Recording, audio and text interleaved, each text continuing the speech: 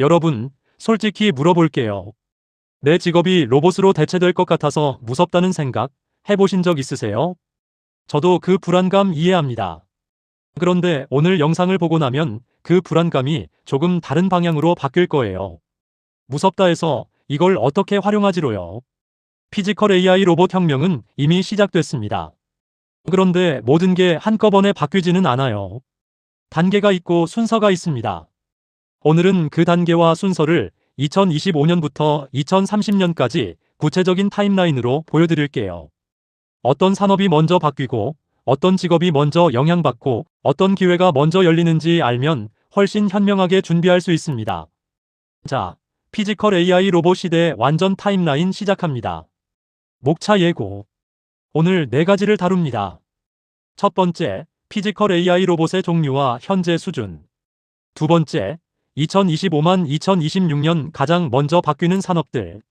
세 번째, 2027만 2030년 본격 확산 시나리오. 네 번째, 이 변화에서 살아남는 방법과 기회. 시작합니다. 챕터 1 피지컬 AI 로봇의 종류와 현재 수준. 피지컬 AI 로봇은 생긴 것도 쓰이는 곳도 다양합니다. 크게 4가지로 분류할 수 있어요. 첫 번째는 산업용 협동 로봇 코봇입니다. 사람과 같은 공간에서 함께 일하는 로봇이에요. 기존 산업용 로봇처럼 안전 울타리가 없어도 됩니다. 힘이 세지는 않지만 정밀하고 안전해서 중소기업 제조 현장에서 빠르게 보급되고 있어요. 유니버설 로봇, 환학, 국내 레인보우 로보틱스가 이 분야에서 활발합니다. 현재 기술 수준은 상용화가 이미 진행 중입니다. 두 번째는 물류이동 로봇입니다. 창고에서 물건을 집어 나르거나 도로에서 배달하는 로봇이에요. 아마존 창고의 키바 로봇, 쿠팡 물류센터의 자동화 로봇, 도로를 달리는 배달 로봇들이 여기에 해당합니다. 이미 대형 물류센터에서는 광범위하게 사용되고 있어요. 세 번째는 서비스 로봇입니다. 식당에서 음식을 나르거나 호텔에서 짐을 옮기거나 병원에서 약을 배달하는 로봇이에요. 여러분이 식당에서 음식 나르는 로봇 보신 적 있으시죠?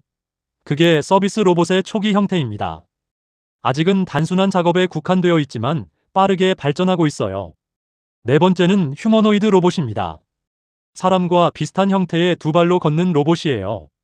테슬라 옵티머스, 보스턴 다이나믹스 아틀라스, 피규어 AI의 피규어 1, 중국 유니트리의 H1 등이 있습니다.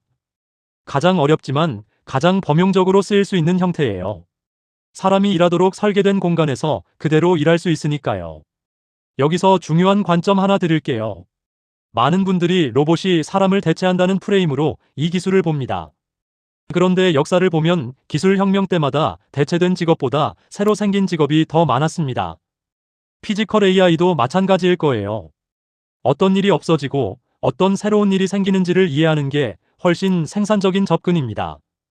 챕터 2 2025만 2026년 가장 먼저 바뀌는 산업들. 2025만 2026년, 지금부터 가장 빠르게 피지컬 AI 로봇의 영향을 받는 산업은 어디일까요? 가장 먼저 바뀌는 곳은 물류창고 산업입니다. 이미 많이 바뀌고 있고 2025만 2026년에는 더 가속화됩니다. 아마존, 쿠팡, 쿠웨이 같은 대형 이커머스 기업들은 이미 수천, 수만 대의 물류 로봇을 운용하고 있어요. 여기에 피지컬 AI가 더해지면서 로봇이 훨씬 다양한 종류의 물건을 짚고 분류하는 게 가능해집니다. 두 번째는 반도체 전자 제조 공장입니다.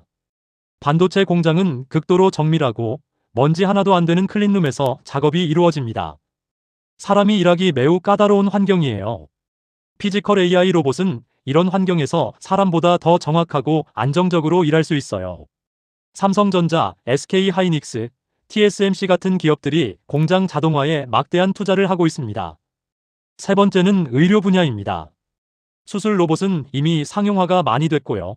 앞으로는 재활 로봇, 간호 보조 로봇, 의약품 조제 로봇 등이 빠르게 확산될 겁니다. 고령화로 의료 수요는 늘어나는데 의료 인력은 부족한 상황에서 피지컬 AI가 해법이 될 수 있어요. 네 번째는 건설 현장입니다. 건설 현장은 가장 위험하고 노동력 부족이 심각한 산업 중 하나입니다. 벽돌 쌓기, 용접, 자재 운반 같은 위험하고 반복적인 작업에 피지컬 AI 로봇이 투입되기 시작했어요. 2025만 2026년에는 대형 건설 현장에서 로봇 장비를 보는 게 낯설지 않을 겁니다. 챕터 3 2027만 2030년 본격 확산 시나리오. 2027년이 되면 상황이 지금과 많이 달라집니다. 휴머노이드 로봇의 가격이 획기적으로 내려갑니다. 현재 수억 원대인 휴머노이드 로봇이 2027만 2028년쯤에는 수천만 원대로, 2030년에는 수백만 원대로 내려올 수 있다는 전망이 있습니다. 스마트폰이 처음 나왔을 때 수백만 원이었다가 지금은 수십만 원짜리도 훌륭한 것처럼 로봇도 같은 길을 걸을 거예요. 가격이 내려가면 어떤 일이 벌어질까요? 중소기업과 자영업자들도 로봇을 쓸 수 있게 됩니다. 식당 주방, 카페, 편의점, 소규모 공장까지 피지컬 AI 로봇이 들어갑니다. 이게 2028만 2030년 시나리오예요.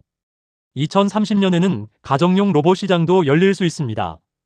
테슬라 옵티머스를 집에서 쓸 수 있다면 청소, 요리, 심부름, 노인 돌봄까지 가능해집니다. 이게 실현되면 가전산업 전체가 완전히 재편됩니다. 글로벌 제조업 지형도 바뀝니다. 지금은 인건비가 싼 중국, 베트남 등에 공장이 집중되어 있죠. 그런데 피지컬 AI 로봇이 인건비를 무력화하면 소비지 근처에서 제조하는 리쇼어링이 경제적으로 가능해집니다. 미국, 유럽, 일본, 한국에 공장이 돌아올 수 있어요. 이건 글로벌 공급망 전체를 뒤흔드는 변화입니다. 마이너스. 이 변화가 불안하게 느껴지시나요? 그렇다면 이렇게 생각해 보세요. 전기가 처음 나왔을 때 석유 램프 가게들은 없어졌습니다. 그런데 전기로 만들어진 새로운 산업들이 그보다 훨씬 더 많은 일자리를 만들었어요. 피지컬 AI도 마찬가지입니다. 로봇을 만들고 고치고 프로그래밍하고 관리하는 새로운 직업들이 만들어집니다. 챕터 4 이 변화에서 살아남는 방법.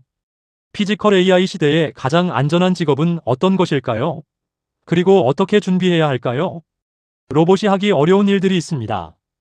첫 번째는 예측 불가능한 환경에서의 판단입니다. 정해진 환경에서의 반복 작업은 로봇이 잘하지만 매번 다른 상황에서 빠르게 판단하는 건 여전히 인간이 유리합니다. 두 번째는 공감과 감성 소통입니다. 심리 상담, 협상, 창의적 아이디어 제안, 고객 관계 관리는 아직 로봇이 사람을 대체하기 어렵습니다. 세 번째는 물리적으로 비정형적인 환경에서의 작업입니다.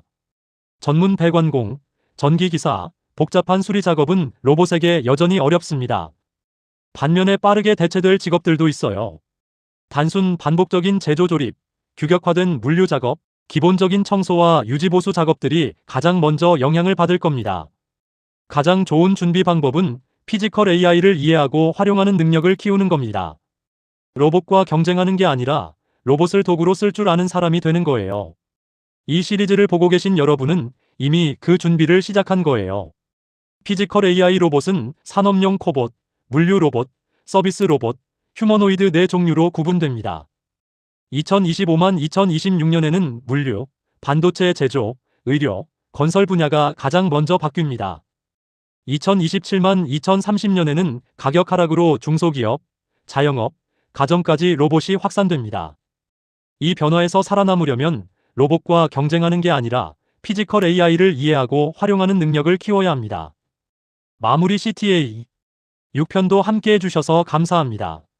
7편에서는 피지컬 AI 메가트렌드, 즉 10년 후 세상이 어떻게 바뀔지 더 큰 그림으로 그려드립니다. 투자 지도까지 함께 보여드릴게요. 알림 설정해두세요.